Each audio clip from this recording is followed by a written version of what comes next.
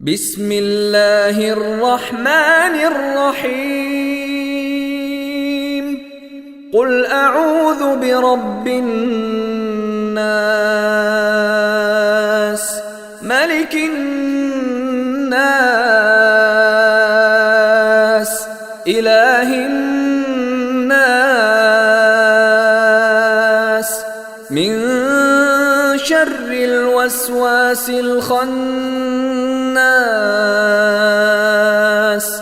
الذي يوسوس في صدور الناس من الجنة والناس.